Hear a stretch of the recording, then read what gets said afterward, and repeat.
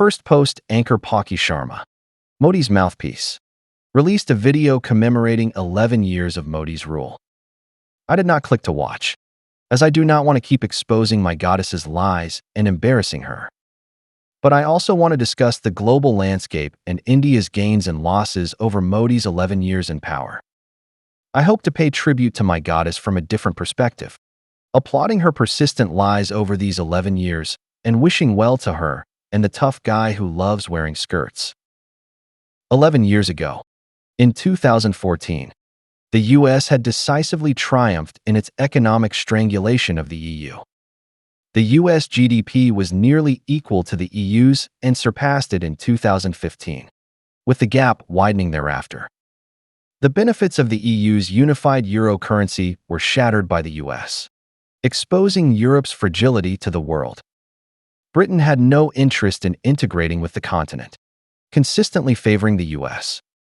Germany, constrained by its status as a defeated nation, could not legitimately lead Europe.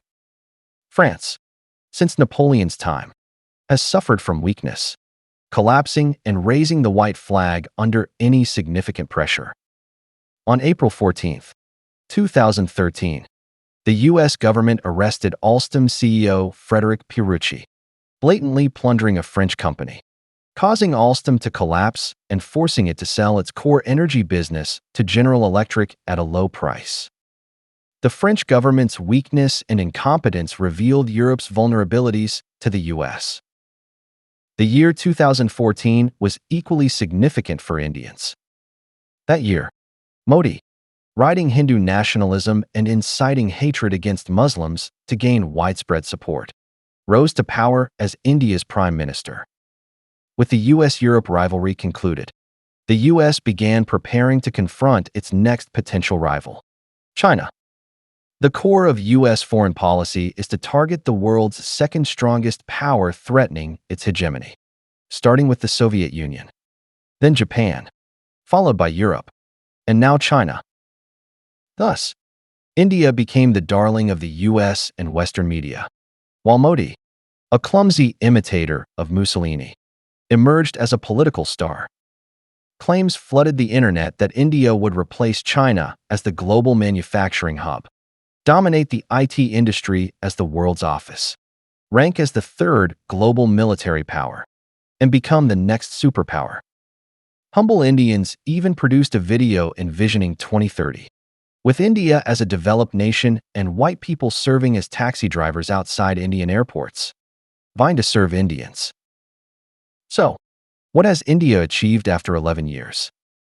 Modi's government revised GDP calculations twice, finally surpassing Western nations like Britain and France, ranking fifth globally, with projections to soon overtake Japan for fourth place. But including cow and sheep dung in GDP calculations has fueled skepticism about India's data, with the stench palpable even through screens. Despite this, India's per capita GDP remains below Bangladesh and some African nations, making it one of the world's poorest countries. India hosts half the world's extreme poor, has the highest illiteracy rate among major nations, and shockingly high infant mortality and hunger indices, with its Human Development Index at the global bottom. India remains one of the world's dirtiest countries, mocked even by African influencers and videos. However, manipulating GDP cannot truly strengthen India. Its manufacturing share of GDP has stagnated at around 15% over 11 years, even declining slightly, fundamentally declaring the failure of Make in India. Far from becoming the world's factory, India contributes a $100 billion trade surplus to China annually, reinforcing China's position as the global manufacturing hub. Just days ago, Paki Sharma complained in a video that China's rare earth ban is killing Indian industry. She seems to misunderstand India's position entirely. China's rare earth ban targets the US, with India merely collateral damage. If China imposed a full trade embargo on India, its economy would collapse instantly. India relies on China not only for rare earths, but also for daily goods, industrial raw materials, components, precision instruments, and machinery. Without these, Indian society would revert to the Stone Age.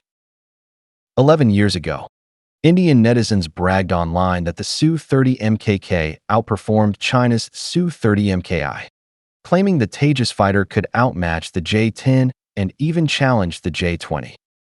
Today, the Tejas remains hampered by foreign component shortages, unable to achieve mass production, with its poor combat capability keeping it out of air battles against Pakistan. Under strikes from Pakistan's J-10 and JF-17 fighters, India's prized Rafale, Su-30, and MiG-29 jets were shot down, making India a global laughingstock. 11 years ago, some believed India's claim of being the third strongest military. Today, such boasts have no audience. In conflicts, Indian troops either rush to surrender or praise the enemy's tea. While their combat ranking is unclear, their comedic prowess is undoubtedly world-class. 11 years ago, India was courted by China, Russia, Europe, the US, Japan, and South Korea, with major international organizations eager for its membership. Now, India is the only major nation not part of any significant free trade agreement, becoming a true global orphan under Modi's diplomatic mastery. Hated by all South Asian neighbors and lacking any real international friends, Modi has ruined ties with Russia and China while being abandoned by the US and Western nations, leaving India a stray dog no one wants to adopt. 11 years ago, my goddess Paki Sharma was at the peak of her career and beauty, at least matching the average Chinese woman's appearance. Today, after telling too many lies, she has lost her former radiance. Over these 11 years, the skirt-wearing man has boasted repeatedly, only to be slapped by harsh reality time and again. My goddess, often in tears, weaves lies to mask Modi's incompetence. I want to tell her, give up, and never trust a skirt-wearing man again.